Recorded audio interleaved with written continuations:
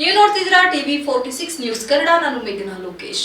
ಆಲೂರು ಪಟ್ಟಣದ ಕೃಷಿ ಇಲಾಖೆ ಆವರಣದಲ್ಲಿ ತಾಲೂಕು ಕೃಷಿ ಇಲಾಖೆ, ತೋಟಗಾರಿಕೆ ಇಲಾಖೆ, ಪಶುಸಂಗೋಪನೆ ಇಲಾಖೆ, ರೇಷ್ಮೆ ಇಲಾಖೆ, ಮೀನುಗಾರಿಕೆ ಇಲಾಖೆ, ಕೃಷಿಕ ಸಮಾಜ ಹಾಗೂ ರೈತ ಸಂಘಟನೆಗಳ ಸಂಯುಕ್ತಾಶ್ರಯದಲ್ಲಿ ರಾಷ್ಟ್ರೀಯ ರೈತ ದಿನಾಚರಣೆ ಕಾರ್ಯಕ್ರಮ ಆಚರಿಸಲಾಯಿತು.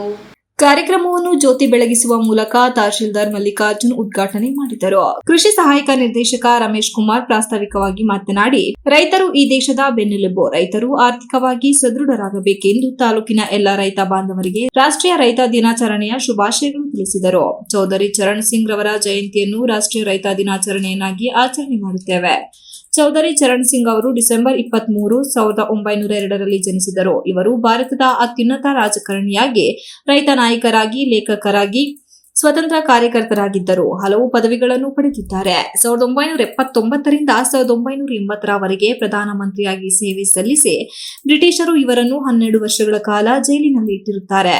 ಸುಮಾರು 50 ದಶಕದಲ್ಲಿ ಅತಿ ಮುಖ್ಯವಾದ ಜಮೀನ್ದಾರಿ ನಿರ್ಮೂಲನಾ ಕಾನೂನನ್ನ ಜಾರಿಗೆ ತರುವಲ್ಲಿ ಪ್ರಮುಖ ಪಾತ್ರ ವಹಿಸಿರುತ್ತಾರೆ. ಕಾನೂನು ಸಚಿವರಾಗಿ, ಉತ್ತರ ಪ್ರದೇಶದ ಮುಖ್ಯಮಂತ್ರಿಯಾಗಿ ಭೂ ಹಿಡುವಳಿಗಳ ಮೇಲೆ ವಿಧಿಸಿದ ವಿಧಿ ಮೇಲೆ ಭೂ ಸುಧಾರಣಾ ನೀತಿಗಳನ್ನು ಜಾರಿಗೆ ತಂದು ಸಣ್ಣ ಹಾಗೂ ಅತಿ ಸಣ್ಣ ರೈತರಿಗೆ ಅವರು ನೀಡಿದ ಕೊಡುಗೆಗಳು ನಾವು ಇಂದು ಸ್ಮರಿಸಬಹುದು ಎಂದರು. ಕೃಷಿ ವಿಜ್ಞಾನಿ ಡಾಕ್ಟರ್ ಹೇಮಂತ್ ಮಾತನಾಡಿ, ರೈತರು ಕೃಷಿ ಮಾಡುವುದರ ಜೊತೆಗೆ ಹೈನುಗಾರಿಕೆ ಮಾಡಿ ಉತ್ತಮ ಆದಾಯ ಗಳಿಸಬಹುದು. ಹಸು, ಕೋಳಿ, ಕುರಿ ಸಾಕುವುದರಿಂದ ಉತ್ತಮ ಆದಾಯ ಗಳಿಸಬಹುದು. ಹಸು ಕರ ಹಾಕಿದ 15-20 ನಿಮಿಷದಲ್ಲಿ 2.5ರಿಂದ 3 ಲೀಟರ್ ಹಾಲು ಕೊಡುವುದರಿಂದ ಕರು ಆರೋಗ್ಯವಂತವಾಗಿರುತ್ತದೆ. ಕರುಗಳಿಗೆ 1 ತಿಂಗಳಿಗೆ ಹುಳುವಿನ ಮಾತ್ರೆ ಹಾಕುವುದು. ರೈತರ ಹಸುಗಳಿಗೆ ಹೊರಗಿನಿಂದ ಫುಡ್ ತರುವುದರಿಂದ ಖರ್ಚು ಹೆಚ್ಚಾಗುತ್ತದೆ. ಮನೆಯಲ್ಲಿ ಇರುವ ಜೋಳ, ಕಡಲೆ, ಹಿಂಡಿ ಇತ್ಯಾದಿಗಳನ್ನು ಬಳಸಿದರೂ ತಯಾರಿಸಿ ಹಸುಗಳಿಗೆ ಹಾಕುವುದರಿಂದ ಖರ್ಚು ಕಡಿಮೆಯಾಗುತ್ತದೆ. ಕೋಳಿ ಸಾಕುವಾಗ ಹೆಚ್ಚಾಗಿ ನಾಟಿ ಕೋಳಿ ಸಾಕುವುದರಿಂದ ಉತ್ತಮ ಆದಾಯ ಗಳಿಸಬಹುದು ಎಂದರು. ಈ ಸಂದರ್ಭದಲ್ಲಿ ತಾಲೂಕಿನ ರೈತರಾದ ಕಾಡ್ಲೂರು ಗ್ರಾಮದ ದೊಡ್ಡಯ್ಯ, ಎಸ್ಆರ್ ಪಾಲಕ್ಷ, ಸಿದ್ದಾಪುರ, ಕುಂಬರಳ್ಳಿ ಕೆಪಿ ಶಿವಲಿಂಗಪ್ಪ, ಬೊಮ್ಮಚಾವಳ್ಳಿ ಚಂದ್ರಶೇಖರ, ಕವಳಿಕೆರೆ ನಾಗೇಶ್ ಅವರಿಗೆ 2025-26ನೇ ಸಾಲಿನ ಆತ್ಮ ಯೋಜನೆಯಡಿ ತಾಲೂಕು ಮಟ್ಟದ ಶ್ರೇಷ್ಠ ಕೃಷಿಕ ಪ್ರಶಸ್ತಿ ಪತ್ರ ಹಾಗೂ ತಲಾ 10,000 ನಗದು ಹಾಗೂ ಜಿಲ್ಲಾ ಶ್ರೇಷ್ಠ ಕೃಷಿಕ ಪ್ರಶಸ್ತಿ ಪಡೆದ ಭಕ್ತರವಳ್ಳಿ ಬಿಆರ್ ಕೃಷ್ಣೇಗೌಡ ಅವರಿಗೆ ಪ್ರಶಸ್ತಿ ಪತ್ರ ಹಾಗೂ 25,000 ನಗದು ನೀಡಿ ಗೌರವಿಸಲಾಯಿತು.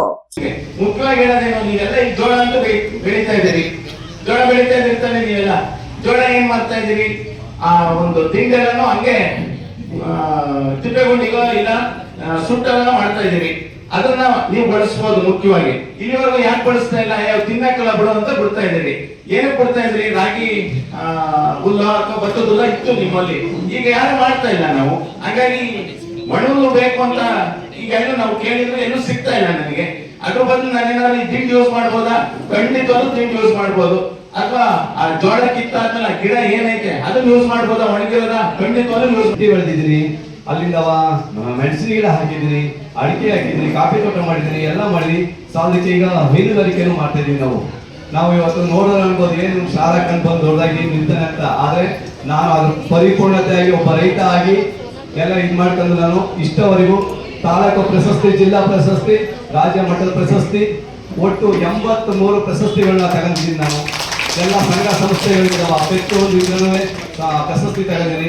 ಇವತ್ತು ಸಹ ನಾನು ರೈತರ ಬಗ್ಗೆನೇ ಎಷ್ಟು ಕಾಳಜಿ ವಹಿಸ್ಕೊಂಡು ಹೊಸಕೋಟೆ ಒಬ್ಬರಲ್ಲಿ ರೈತರ ತಂಡ ಮಾಡಿ ಪ್ರತಿಯೊಬ್ಬ ರೈತರನ್ನ ಗುರ್ತು ಮಾಡಿ ಸರ್ ಮಾಹಿತಿ ಕೊಡ್ತೇನೆ. ಕಾರ್ಯಕ್ರಮದಲ್ಲಿ ತಾಲೂಕು ಪಂಚಾಯಿತಿ ಕಾರ್ಯನಿರ್ವಹಣಾಧಿಕಾರಿ ಸುಬ್ರಹ್ಮಣ್ಯ ಶರ್ಮಾ, ತಾಲೂಕು ಕೃಷಿ ಇಲಾಖೆ ಸಹಾಯಕ ನಿರ್ದೇಶಕ ರಮೇಶ್ ಕುಮಾರ್, ತಾಲೂಕು ತೋಟಗಾರಿಕೆ ಇಲಾಖೆ ಸಹಾಯಕ ನಿರ್ದೇಶಕ ಕೇಶವ, ರೇಷ್ಮೆ ಇಲಾಖೆ ಸಂಜೀವ್, ಮೀನುಗಾರಿಕೆ ಇಲಾಖೆ ಶಾಂತೇಗೌಡ, ಪಶು ಇಲಾಖೆ ಡಾಕ್ಟರ್ ಗಂಗಾಧರ್, ಕೃಷಿ ವಿಜ್ಞಾನಿ ಡಾಕ್ಟರ್ ಹೇಮಂತ್, ತಾಲೂಕು ಕೃಷಿಕ ಸಮಾಜದ ಅಧ್ಯಕ್ಷ ಧರ್ಮಲಿಂಗಂ, ರೈತ ಮುಖಂಡ ಜಯಣ್ಣ ಐದೂರು, ಕರ್ನಾಟಕ ಬ್ಯಾಂಕ್ ಆರ್ಥಿಕ ಸಾಕ್ಷರತಾ ಕೇಂದ್ರದ ರಾಜು, ಕೃಷಿ ಸಖಿಯರು, ಪಶು ಸಖಿಯರು ಸೇರಿದಂತೆ ಇಲಾಖಾ ಸಿಬ್ಬಂದಿಗಳು, ತಾಲೂಕಿನ ರೈತರು ಭಾಗವಹಿಸಿದ್ದರು. Mohan Kadlur, TV 46 news Kannada, Alur. You are watching TV 46 News Kannada.